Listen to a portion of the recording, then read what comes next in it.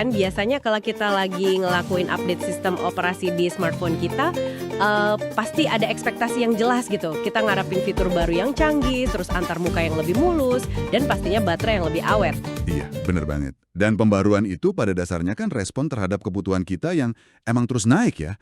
Sistem yang lama itu seringkali udah nggak sanggup lagi buat nangani aplikasi-aplikasi modern yang makin berat. Nah, tapi coba bayangin skenario ini. Update OS yang super canggih ini dipaksain masuk ke smartphone dengan hardware yang usianya udah 5 atau 7 tahun. Sistem barunya nyoba jalanin fitur luar biasa, tapi hardware-nya keteteran. Oh, saya tahu arahnya. Pasti baterainya langsung bocor kan? Tepat banget. Baterainya bocor, mesinnya panas karena prosesornya dipaksa kerja rodi, layarnya mulai nge-lag, dan ujung-ujungnya sistem itu malah crash total. Analoginya pas banget itu. Perangkat keras yang tertinggal oleh sistem perangkat lunak. Itu benar-benar nangkep esensi dari ketidakseimbangan struktural yang sering banget kita lihat di pembangunan tata ruang. Makanya, selamat datang di sesi penjelajahan mendalam kita kali ini. Hari ini kita bakal ngebedah fenomena yang persis kayak update sistem operasi tadi. Kita punya sumber materi yang sangat istimewa hari ini. Ya, kita merujuk pada presentasi perkuliahan yang komprehensif dari Prof. Dr. Insinyur H.M. Aswin, MM. Beliau dari program studi agribisnis di Universitas Mula Warman. Benar. Dan ini juga diperkaya dengan bab 7 dari buku teks utamanya tentang urbanisasi dan pembangunan. Nah, mungkin Anda yang lagi nyetir atau siap-siap kerja nanya nih, kenapa sih saya harus peduli sama materi agribisnis ini? Karena fenomena ini tuh benar-benar mempengaruhi segala aspek kehidupan Anda setiap harinya. Nggak cuma soal orang desa pindah ke kota. Iya, mulai dari kemacetan parah yang Anda hadapin tiap pagi, udara kotor yang bikin batuk, sampai urusan harga cabai dan beras yang makin mahal di pasar. Nah, tugas kita hari ini adalah membongkar gimana proses update sistem bernama urbanisasi ini berjalan di Indonesia. Dan kenapa hardware kota kita ini sering banget ngehang atau kewalahan ngehadapinya. Oke, mari kita bedah hal ini mulai dari slide ketiga. Sebelum kita ngomongin gedung pencakar langit atau macet, kita harus paham dulu apa sih sebenarnya inti dari urbanisasi itu. Betul. Kalau merujuk ke literatur, khususnya menurut Firman tahun 2012, urbanisasi itu didefinisikan sebagai transformasi struktural ekonomi dan spasial. Jadi bukan cuma sekedar perpindahan orang aja. Berarti ada semacam perubahan wujud fisik kotanya juga ya? Tepat sekali. Ada dua dimensi utamanya. Pertama, dimensi spasial, yaitu perluasan fisik kota itu sendiri yang pelan-pelan menelan daerah pinggirannya. Kayak kotanya melebar gitu ya? Iya, ekspansi ke samping. Terus yang kedua itu dimensi demografis. Ini mencakup peningkatan populasi, baik dari migrasi maupun dari angka kelahiran di kota itu sendiri. Nah, pindah ke slide keempat. Transformasi ini kan digerakkan oleh satu mesin yang sering disebut sebagai aglomerasi ekonomi. Mengutip Glaser tahun 2011, kota itu ibarat pusat inovasi dan pasar. Kalau orang, modal, dan infrastruktur ngumpul di satu titik, itu bakal nyiptain efisiensi ekonomi yang luar biasa. Tunggu. Mari kita berhenti di sini bentar. Kalau aglomerasi ekonomi ini diklaim sangat efisien, kenapa ya hidup di kota besar kayak Jakarta itu seringkali terasa sangat kaos atau kacau? Hal yang sangat menarik di sini adalah dualitasnya. Menurut McGaranahan dan Satterthwaite, memang ada efisiensi besar buat industri dan inovasi. Tapi, di sisi lain, infrastruktur sosial kita itu tertinggal jauh. Oh, jadi pabriknya muter cepet banget, tapi jalan rayanya nggak nambah-nambah gitu ya? Nah, itu dia paradoks perkotaannya. Efisiensi ekonomi jalan terus, tapi akhirnya menciptakan ketimpangan sosial dan krisis infrastruktur yang bikin hidup di kota kerasa sumpek. Masuk akal banget, ibarat sekoci penyelamat yang kelebihan muatan. Nah, ngomong-ngomong soal muatan, di slide kelima dijelasin kalau fenomena ini nggak terjadi di ruang hampa. Benar, ada kekuatan raksasa yang narik orang ke kota dan dorong mereka keluar dari desa. Gaya tarik dan gaya dorong ini sangat kuat. Faktor pendorong dari desa itu biasanya karena kurangnya peluang ekonomi ya. Kayak mentok gitu aja kerjaannya. Iya, stagnasi ekonomi. Sementara faktor penariknya di kota itu jelas banget. Ada lapangan kerja yang lebih banyak, fasilitas kesehatan yang jauh lebih mumpuni, sampai akses pendidikan yang lebih baik. Di buku teksnya kan ada contoh tuh kawasan industri Cikarang yang jadi magnet migrasi raksasa. Terus ada juga data BPS tahun 2023 soal pergerakan demografis besar-besaran ke Makassar. Bener banget. Makassar itu contoh sempurna gimana sebuah kota jadi pusat gravitasi untuk kawasan timur Indonesia. Tapi pertanyaannya, pada titik mana sih daya tarik kota ini berubah jadi semacam jebakan buat para pendatang, apalagi pas kita lihat slide ke-6 soal dampak-dampaknya? Kalau kita lihat dampak positifnya, kayak di Surabaya misalnya, sektor jasa dan industrinya tumbuh pesat, inovasinya jalan, dan layanan publiknya membaik. Itu skenario terbaiknya. Tapi skenario terburuknya ada di Jakarta ya. Sayangnya iya. Firman di tahun 1999 itu mencatat Jakarta kehilangan 30% area hijaunya cuma dalam waktu 2 dekade. Belum lagi data BPS 2023 soal polusi udara yang makin parah. 30% hilang itu gila sih. Terus, krisis infrastruktur ini terjadi karena laju pertumbuhan demografisnya lari lebih cepat dari kemampuan tata ruangnya kan? Persis. Kotanya nggak dikasih waktu buat bernapas dan ngebangun fasilitas yang dibutuhin orang-orang baru ini. Oke, sekarang kita geser fokus kita. Sementara kota-kota kita meluap sampai tumpah-tumpah, apa yang terjadi sama desa yang ditinggalkan? Nah, ini masuk ke slide ke-7. Disinilah kita mulai ngerasain biaya tersembunyi dari urbanisasi. Sesuatu yang berdampak langsung ke piring makan Anda. Krisis alih fungsi lahan ya. Data Kemenatr tahun 2022 itu nyebutin kalau kita kehilangan lebih dari 100.000 hektar sawah setiap tahunnya. 100.000 hektar setahun. Itu luas yang sangat masif. Apalagi studi kasus ekstrim di Bekasi yang dicatat di materi ini. Oh ya, Bekasi itu kehilangan 40% lahan sawahnya cuma dalam 1 dekade kan? Bener. Bayangkan 40% sumber pangan lokal lenyap. Terus, bukan cuma lahannya yang hilang, tapi tenaga kerjanya juga. Ini yang sering kita sebut rural brain drain. Kayak anak-anak mudanya pada minggat ke kota semua gitu. Iya, contohnya di Yogyakarta. Sektor pertanian di sana sekarang kebanyakan cuma nyisain petani usia lanjut. Yang muda-muda udah milih kerja di sektor lain atau pindah ke kota. Lanjut ke slide 8. Di saat desa krisis lahan dan petani muda, orang kota malah ngubah pola konsumsinya. Orang kota sekarang kan maunya makan produk segar yang premium ya. Dan ironisnya, karena produksi lokal kita turun, impornya jadi melonjak. Data BPS 2023 nunjukin impor gandum dan kedelai kita itu naik lebih dari 20%. Tapi tunggu, mari kita jadi semacam advokat iblis di sini.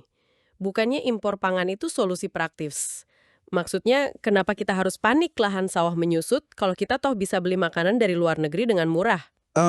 Jika kita hubungkan ini dengan gambaran yang lebih besar, ketergantungan ini tuh berbahaya banget.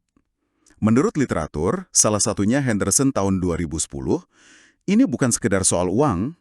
Terus soal apa? Rantai pasok global itu sangat rentan. Ketergantungan pangan dari luar itu nekan neraca perdagangan kita, dan yang paling penting, mengubah isu pangan menjadi isu keamanan nasional. Oh wow, jadi kalau ada perang atau pandemi lagi dan pelabuhan ditutup, kita bisa kelaparan karena nggak bisa nanam makanan sendiri. Nah, itu dia resiko terbesarnya. Makanya respons teknologi mulai bermunculan, kayak mekanisasi pertanian atau tren hidroponik di daerah pinggiran seperti Bogor. Ngomong-ngomong soal respons, kalau kita cuma lihat lahan menyusut dan impor naik, kayaknya kita nablak tembok buntu ya. Tapi, di slide 10 itu kebetulan ada kontak dosen pembina buat mahasiswa. Ya, buat yang mau konsultasi. Nah, melampaui urusan akademis itu, masuk ke slide 9, di mana ada tembok buntu, biasanya ada inovator yang ngebangun tangga. Benar banget. Meskipun ada tantangan ketimpangan struktural, misalnya antara Jawa Tengah dan Jakarta, peluang baru tuh terus bermunculan. Salah satunya pasar premium buat produk organik kan. Disinilah hal ini menjadi sangat menarik buat saya. Urban farming ternyata bukan sekedar hobi estetik warga kota aja ya. Bukan sama sekali, itu udah jadi mekanisme pertahanan hidup.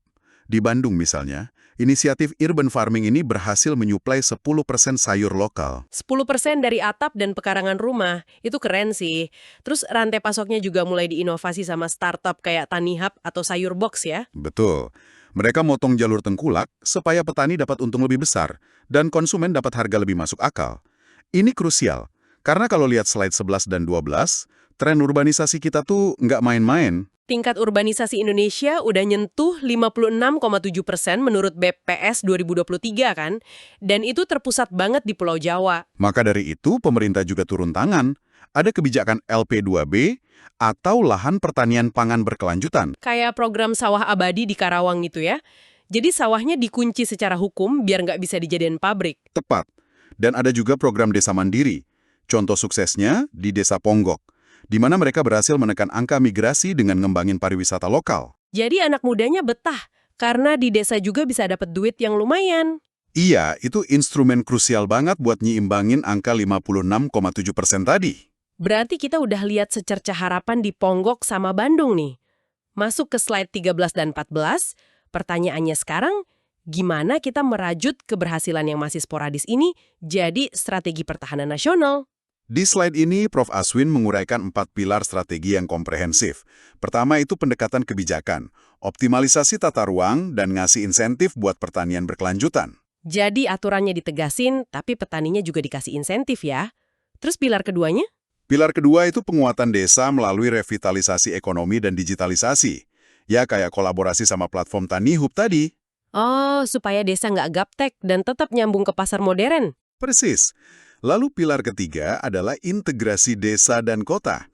Fokusnya ke pembangunan infrastruktur dan peran koperasi. Contohnya suksesnya Kopi Gayo yang bisa nembus pasar internasional. Koperasi Kopi Gayo emang legendaris sih. Terakhir, pilar keempat. Pilar keempat adalah peningkatan kapasitas SDM, bawa inovasi teknologi ke desa. Kasus pengolahan jagung jadi tepung organik di Banyuwangi, itu contoh nyatanya. Sebentar. Strategi ini kedengerannya emang sempurna banget di atas kertas. Tapi mari kita jujur aja deh. Seberapa sulit sih ngeyakinin anak muda untuk ngolah jagung di Banyuwangi ketimbang ngejar karir pakai lanyard di Gedung Pencakar Langit Jakarta? Nah, ini memunculkan pertanyaan penting. Memang susah kalau pendekatannya cuma moral. Kuncinya itu harus pada integrasi teknologi dan profitabilitas. Maksudnya dibikin jadi bisnis yang kelihatan seksi gitu? Betul! Agribisnis modern di desa harus dibikin secara finansial dan gengsinya setara dengan pekerjaan urban. Kalau olah jagungnya pakai mesin canggih dan pasarnya ekspor, gengsinya kan naik. I see. Jadi bukan cuma nyangkul di lumpur, tapi jadi semacam agri-technopreneur gitu ya? Tepat sekali. Itu satu-satunya cara menahan laju rural brain drain. Oke, kita udah menavigasi teorinya, ngebongkar krisisnya, dan memetakan solusinya. Layaknya di ruang kelas Prof. Aswin beneran, sekarang saatnya kita masuk ke slide 15-18 untuk ngevaluasi. Di materi ini tuh ada 5 pertanyaan diskusi yang disiapin buat audiens. Mulai dari dimensi urbanisasi, dampaknya ke pertanian, sampai tantangan pemerintah soal tata ruang. Ini bagus banget buat perenungan. Terus ringkasan intinya di slide 16 juga jelas ya. Fokus pada keseimbangan desa kota, dampak agrarisnya, respon kebijakannya, dan peluang inovasinya. Dan kita juga harus mengakui literatur rujukan kunci yang ngebangun fondasi analisis kita hari ini. Mulai dari data BPS, jurnalnya Firman, teorinya Glaser, sampai laporan Kemen ATR. Semulanya di slide 17. Oh, dan jangan lupa di slide 18 ada 5 soal latihan esai. Buat Anda yang mau menguji pemahaman, ini bisa jadi latihan mental mandiri sehabis dengerin kita ngobrol. Latihan akademis ini penting banget loh untuk ngelatih cara berpikir kritis kita, apalagi di era banjir informasi kayak sekarang. Bener banget. Jadi, apa sih arti dari semua obrolan panjang ini bagi Anda? Saya ngajak Anda buat mikirin isu ini besok pagi, pas Anda lagi belanja sayur di supermarket atau pas lagi kejebak macet di perempatan jalan. Pengetahuan ini ngebekali kita buat melihat tata kota dan asal mula makanan kita dari lensa yang sama sekali baru kan? Pastinya. Nah, masuk ke slide 19, penutup, kami mau ngucapin terima kasih banget karena Anda udah ngikutin sesi penjelajahan akademik yang mendalam ini sampai akhir. Takeaway utamanya jelas, urbanisasi itu emang keniscayaan. Kita nggak bisa nyetop orang ke kota. Tapi dampak negatifnya itu bukan takdir. Betul, asalkan kita meresponsnya pakai inovasi agribisnis dan tata ruang yang cerdas ya. Setuju banget. Sebagai penutup eksplorasi materi kita hari ini, saya mau ninggalin Anda dengan satu pemikiran konseptual yang menantang nih.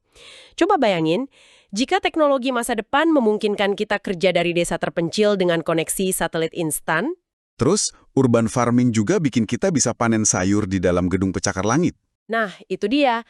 Akankah di masa depan batas dan definisi antara desa dan kota itu bakal lenyap sepenuhnya? Apa yang terjadi kalau seluruh negara kita berubah jadi satu jaringan pri-urban raksasa yang saling terhubung? Itu pertanyaan yang luar biasa buat direnungkan lebih lanjut. Silakan dipikirkan. Terima kasih sudah mendengarkan dan sampai jumpa di eksplorasi materi kita selanjutnya.